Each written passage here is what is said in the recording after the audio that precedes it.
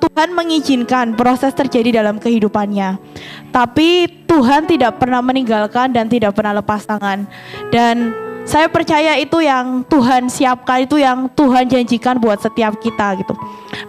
Tuhan mungkin izinkan banyak hal terjadi di kehidupan kita. Mungkin banyak hal-hal tuh yang menyakitkan lah buat kita secara manusia. Tapi saya percaya seperti yang tadi Tante Meli bilang, bahwa Tuhan tidak pernah meninggalkan dan tidak pernah melepaskan. Tuhan yang menggandeng semua keluarga, Tuhan yang mempersiapkan mulai dari supir, mulai dari karyawan, Tuhan yang mempersiapkan semua, dan itu janji Tuhan buat kehidupan kita. Dan hari ini saya mau sharing mengenai masa penantian. Beberapa bulan terakhir ini kita youth di tempat ini tuh kita kayak penari, kita tuh ngadain bukan doa, jadi baca Alkitab bersama gitu. Jadi akhirnya pokoknya saya terpaksa baca ulang Alkitab dari Kejadian, dan sekarang sudah di Imamat gitu. Dan kemudian pada saat baca Alkitab itu saya mendapatkan sesuatu hal yang baru gitu. Dan saya suka dari Alkitab itu. Alkitab itu dari dulu udah 2000 tahun yang lalu ditulis, dan itu tulisannya sama gitu. Tapi Alkitab yang sama setiap hari itu yang kita dapatkan bisa selalu baru, nggak pernah membosankan gitu Alkitab menurut saya. Dan kemarin waktu saya baca di Keluaran, saya tuh dapat mengenai tiba-tiba ada satu kata di hati saya tuh yang bicara gitu. Tuhan tuh bilang tentang masa penantian. Masa penantian ini tuh merupakan masa yang kalau kita istilahnya kita nggak hati-hati, kita nggak mau melekat dengan Tuhan, ini jadi masa-masa penentuan gitu. Apakah kita kecewa dengan Tuhan? Kok Tuhan izinin penyakit? Kok Tuhan izinin aku ngalamin hal-hal yang nggak enak gitu? Tapi kalau misalnya kita punya keintiman dengan Tuhan, kalau kita mau mencoba melihat dari sudut pandang Tuhan, sebenarnya masa penantian itu adalah masa yang indah, masa yang paling berkesan di hidup seseorang gitu. Tuhan mengizinkan untuk proses terjadi, tapi Tuhan tidak pernah meninggalkan. Dan itu kata-kata itu keluar karena ada satu masa, yaitu masa penantian gitu.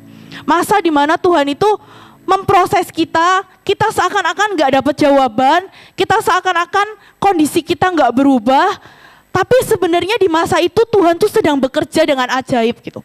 Tuhan sedang benar-benar bekerja dengan luar biasa sampai suatu titik masa penantian kita berakhir. Dan kita melihat ternyata semuanya ini baik loh. Ternyata semuanya ini ajaib. Dari awal Tuhan izinkan, di tengah-tengah perjalanan Tuhan menyertai kita, dan sampai di akhir semuanya itu baik gitu. Dan itu masa penantian. Jadi kemarin itu saya baca tentang kitab Keluaran, dan hari ini sih saya mau bahas sebuah kisah yang sebenarnya sudah umum, semua orang itu pasti sudah pernah dengar dan sudah pernah belajar di sekolah minggu gitu. Jadi saya itu dapat mengenai 10 tulah sebelum bangsa Israel itu meninggalkan Mesir gitu. Dan hari itu tuh tiba-tiba muncul di pertanyaan di pikiran saya gitu loh. Kan baca Alkitab nih 10 tulah seperti biasa, baca Alkitab 10 tulah tuh udah kayak nggak usah bener-bener dibaca gitu loh. Udah agak-agak ngerti kan ceritanya, tulah pertama darah, tulah kedua katak, tulah ketiga apa, tulah keempat bla bla bla bla gitu. Jadi saya tuh nggak bener-bener baca yang detail banget gitu. Nah terus tiba-tiba pas di tulah ke-10, pada saat bangsa Israel itu keluar dari Mesir, maksudnya anak-anak sulung Mesir dibunuh Tuhan, maksudnya diambil Tuhan, dan mereka boleh keluar dari Israel. Tiba-tiba muncul pertanyaan di hati saya gitu. Bahkan di ayat Alkitab itu Tuhan bilang gitu, di Keluaran itu Tuhan bilang, sebenarnya aku bahkan bisa membunuh kamu sekarang. Ngomong ke Firaun ya. Jadi aku bisa membunuh kamu sekarang dan bangsamu dengan penyakit sampar. Dan kalian tuh seluruh negeri itu mati gitu. Aku bisa melakukan itu sekarang gitu. Tapi Tuhan tetap aja mengizinkan 10 tulah gitu. Nah selama ini saya berpikir bahwa 10 tulah itu sebuah proses yang gak lama ya. Kayak cepet lah 10 tulah di bayangan saya jujur selama ini 10 hari gitu. Atau ya paling berapa lama gitu. Nah kemarin itu tiba-tiba saya tuh dapat impresi gini di hati saya. Jadi 10 tulah itu bukan proses yang lama. Buat bangsa Israel itu menunggu untuk Tuhan mengeluarkan bangsa Israel keluar dari Mesir melalui 10 tulah, itu proses yang cukup panjang. Karena satu tulah aja itu gak cuma 1 hari. Tulah darah ditulis di Alkitab 7 hari. tulah-tulah lainnya Tuhan gak ada jelaskan berapa hari, tapi ada yang 3 hari ditulis di Alkitab. Jadi tulah-tulah yang terjadi ini gak terjadi cepat gitu. Prosesnya itu gak cepat, tapi prosesnya itu cukup makan waktu, lama, pelan-pelan gitu. Dan saya tuh juga, saya baca lagi kan dari Keluaran pertama sampai terakhir gitu. Awalnya bangsa Israel itu bahkan udah semangat ketika tiba-tiba Musa datang bilang, Tuhan Allah Israel, I am that I am, aku adalah aku, menyuruh aku datang ke kamu. Dan Tuhan tuh bilang loh, Tuhan Yesus itu, Tuhan sudah mendengarkan penderitaan orang Israel. Dan aku akan mengeluarkan kalian dari perbudakan Mesir. Bangsa Israel itu bersuka cita sekali mendengar janji itu gitu. Bangsa Israel sampai sujud menyembah. Itu ada ditulis di Keluaran 4 ayat 31. Bangsa Israel itu bersyukur sampai sujud menyembah. Dan menurut saya itu sama kayak kita, Bapak Ibu. Kadang-kadang kita terima janji dari Tuhan, dan akibat dari Tuhan itu kita bersyukur, kita berterima kasih nih, kita bersemangat.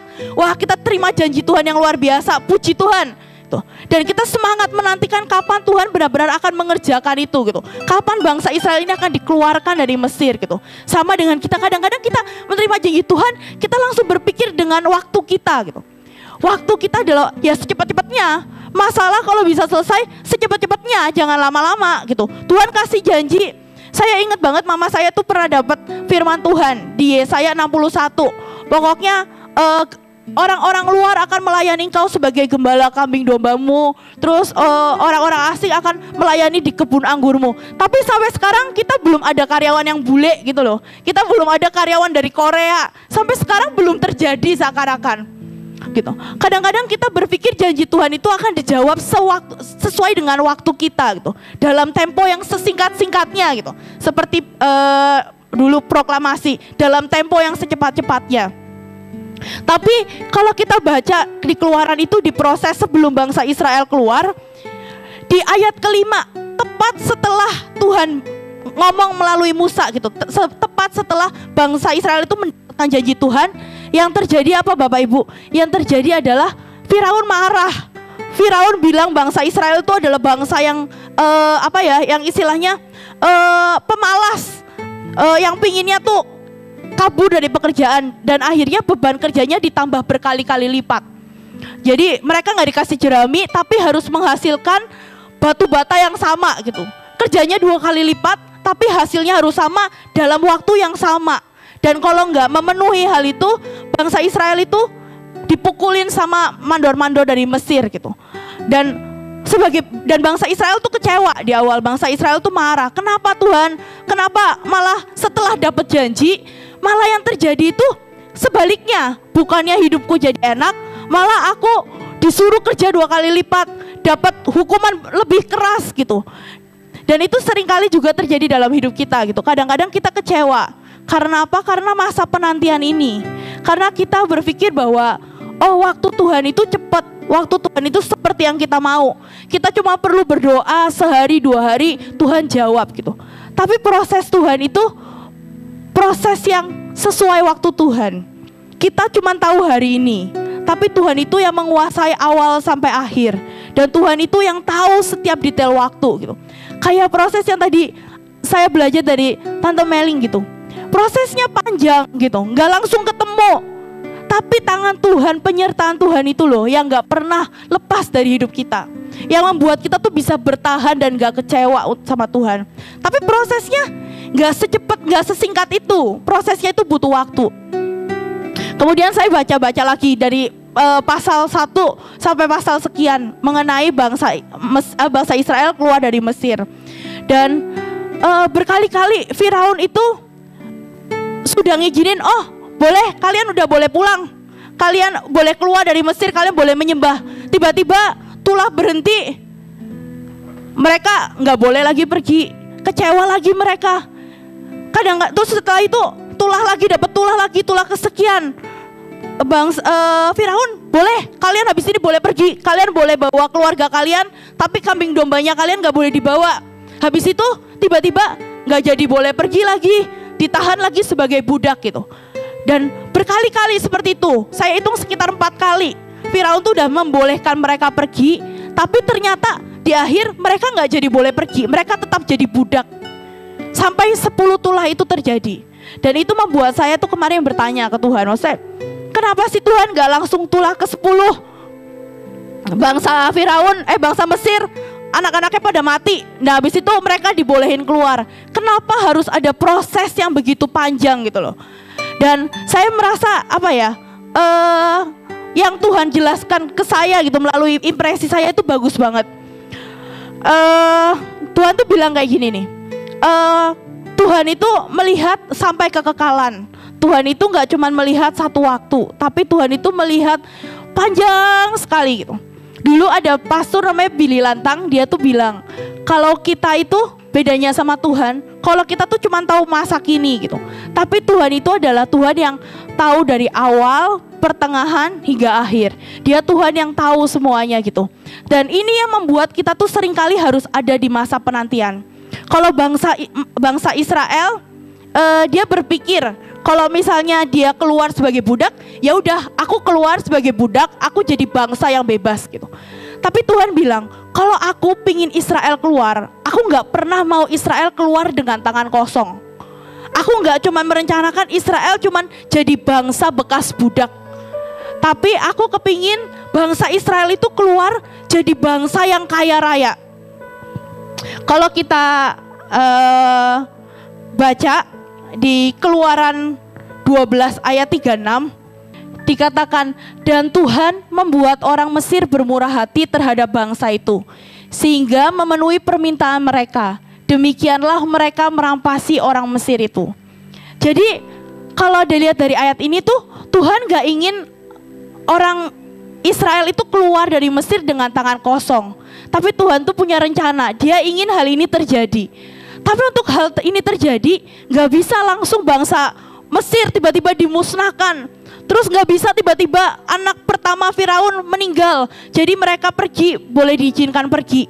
Tapi mereka harus melalui bangsa Mesir ketakutan karena menyadari bahwa Tuhan Israel yang hidup. Terus dia juga harus melewati banyak hal, sehingga akhirnya mereka baru menyadari bahwa hanya Allah Israel tuh Allah yang hidup.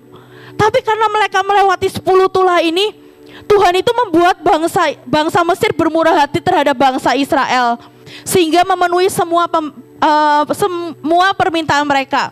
Demikian mereka itu merampasi orang Mesir ini. Dan kalau saya baca ayat ini, dulu saya tuh berpikir gitu, oh ya udah, paling seberapa sih harta kekayaan yang dirampas? Seorang budak bisa pergi bawa berapa banyak barang sih gitu. Orang Israel bisa pergi ngerampasin itu paling dapat apa sih? Paling dapat baju berapa lembar gitu. Paling dapat kambing domba berapa biji gitu. Tapi yang saya merasa ya, Tuhan keren sekali ya. Maksudnya kalau saya baca dari ayat berikutnya ya, jadi semua barang-barang ini Tuhan itu pakai buat nanti bikin tabernakel. Dan itu keren banget Bapak Ibu. Jadi ketika mereka ngerampasin bangsa Mesir ini, itu membuktikan bahwa mereka itu bangsa Israel gak keluar dengan tangan kosong, tapi mereka keluar dengan kekayaan yang benar-benar banyak banget. Kalau kita tahu ya Bapak Ibu, kan kita tahu Musa itu nanti di padang gurun itu kan disuruh membangun tabernakelnya Tuhan. Disuruh membangun tabut perjanjian yang dilapisi emas, terus altar buat persembahan yang dilapisi emas. Terus kalau kita baca bajunya imam pakai permata kisopras dengan 12 jenis batu. Terus kalau kita lihat tabernakel bait Allahnya itu semuanya itu pakai kulit lumba-lumba.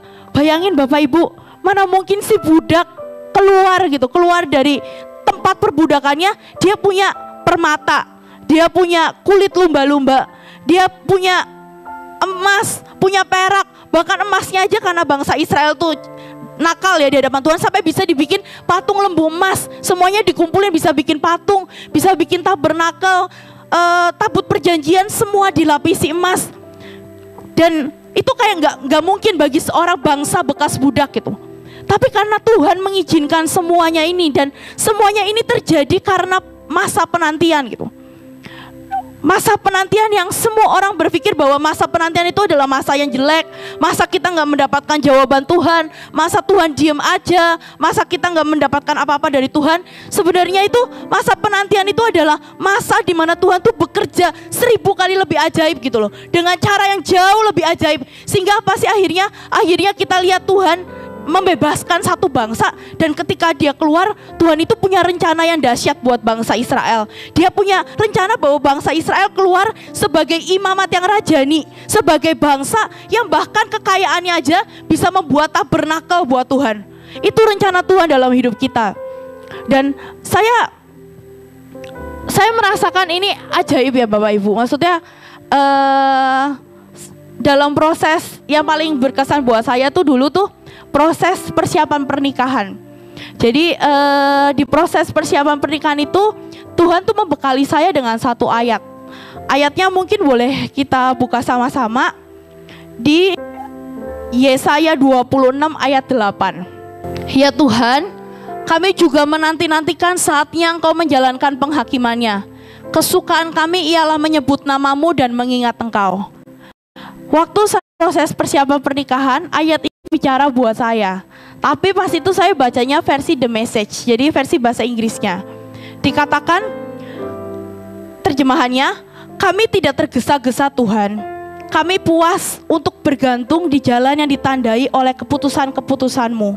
Siapa Engkau dan apa yang Kau kerjakan adalah segala yang kami inginkan.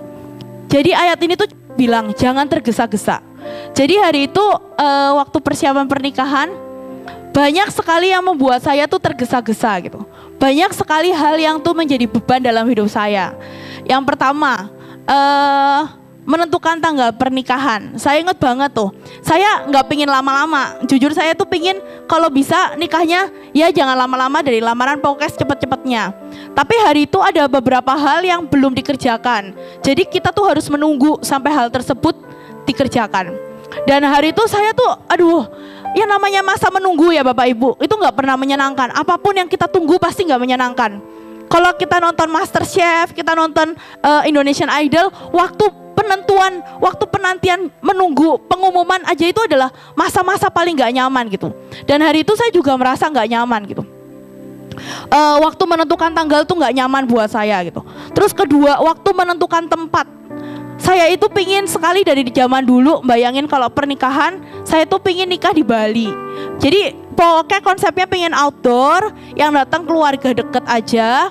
Terus udah gitu suasananya dibikinnya agak romantis, pokoknya outdoor, belakangnya chapel yang ala-ala Bali gitu. Nah hari itu sebenarnya tuh pas zaman COVID, jadi harga ke Bali tuh sebenarnya nggak terlalu mahal. Jadi misalnya harganya sekian puluh juta, nah ini bisa sepertiganya gitu. Jadi harga untuk venue-nya tuh nggak mahal. Jadi saya tuh ngomong ke mama, pingin deh nikahan di Bali dan gitu. Harganya juga nggak terlalu mahal mah, dapat kamar, dapat ini, hotelnya juga lumayan bagus, bla bla bla bla bla gitu. Dan begitu saya bawa ke keluarga besar, tiba-tiba nggak ada satupun yang setuju. Karena biaya kapalnya mahal, pesawat terbang mahal, belum nanti harus nginepnya berapa hari di sana.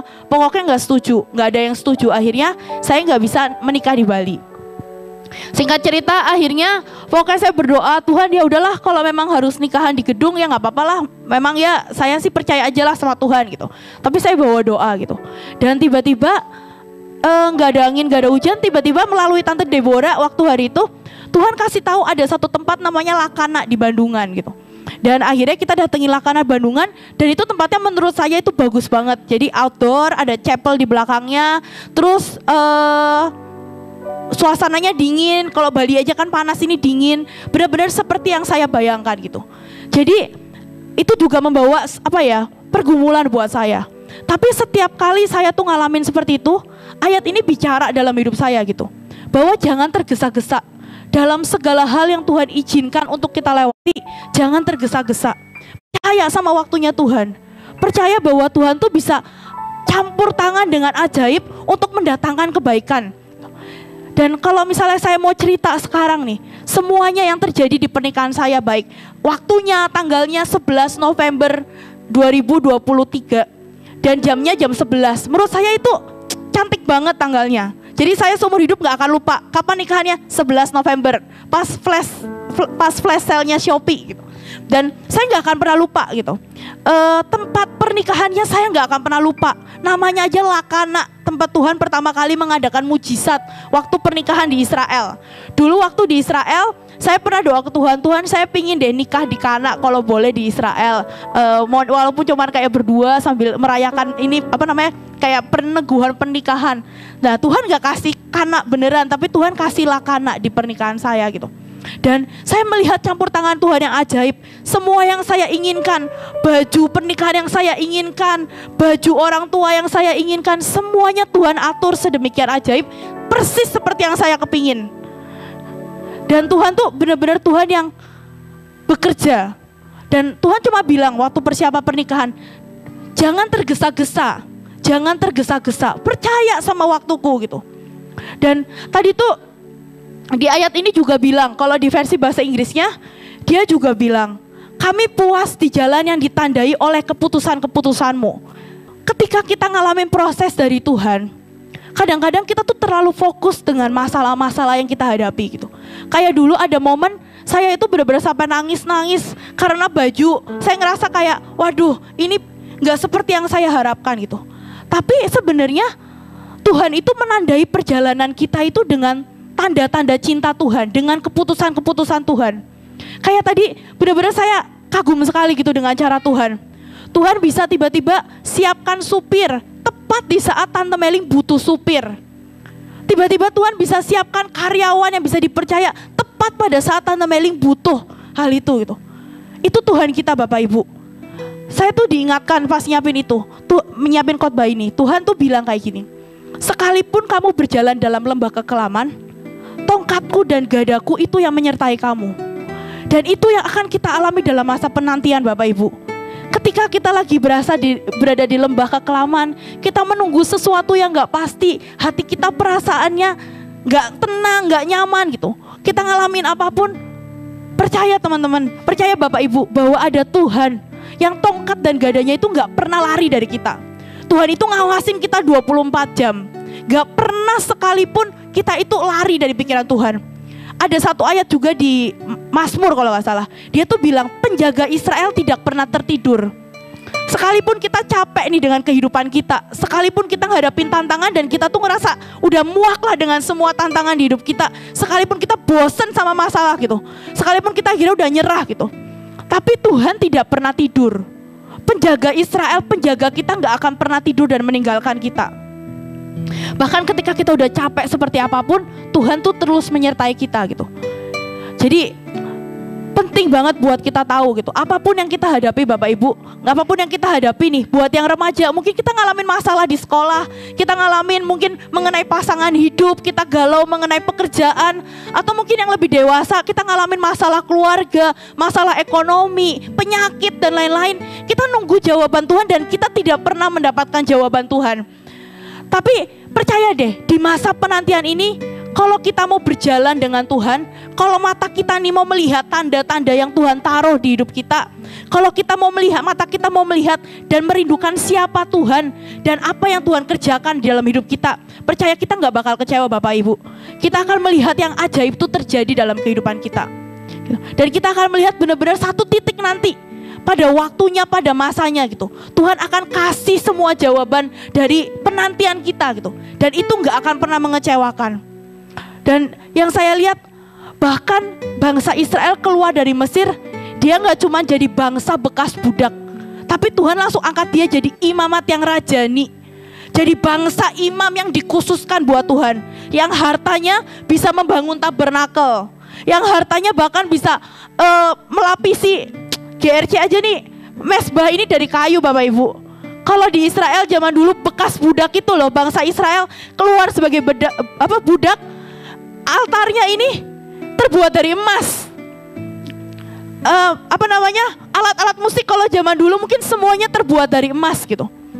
Ketika Tuhan memutuskan udah selesai masa penantian kamu setia, kamu tetap bergantung sama aku, kamu tetap melihat kepadaku, kamu ikut jalan-jalanku dan keputusan-keputusanku, pada saat itu kita akan lihat kayak gitu.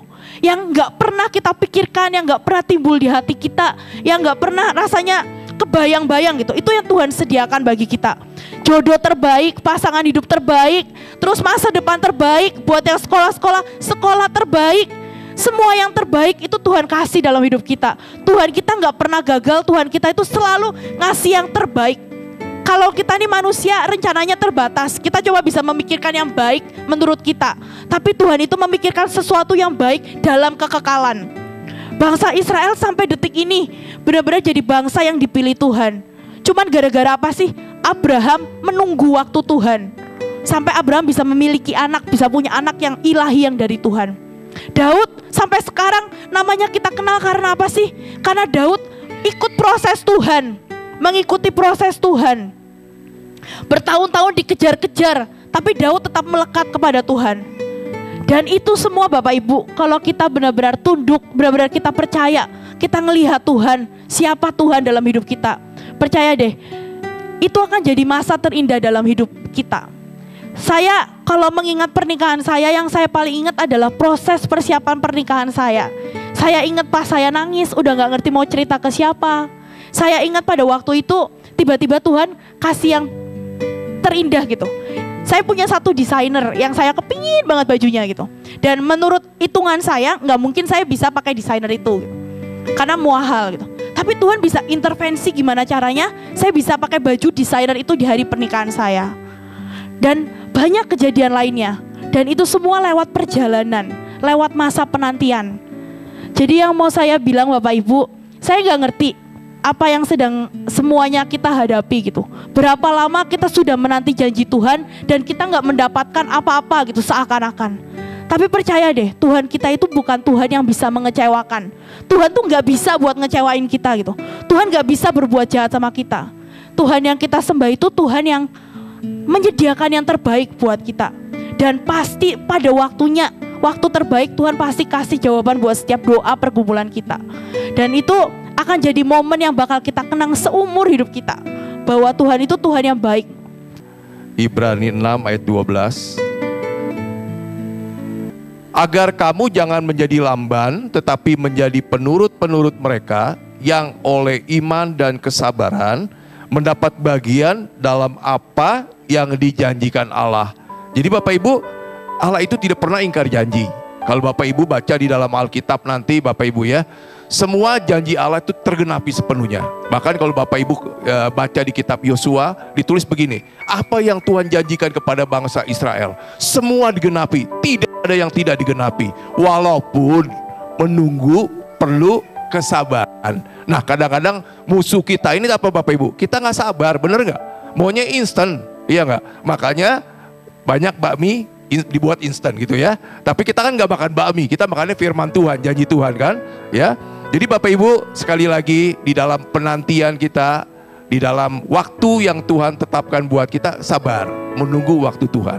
Ya, saya percaya setiap janji Tuhan iya dan amin. Minta anugerah kesabaran dari Tuhan, amin.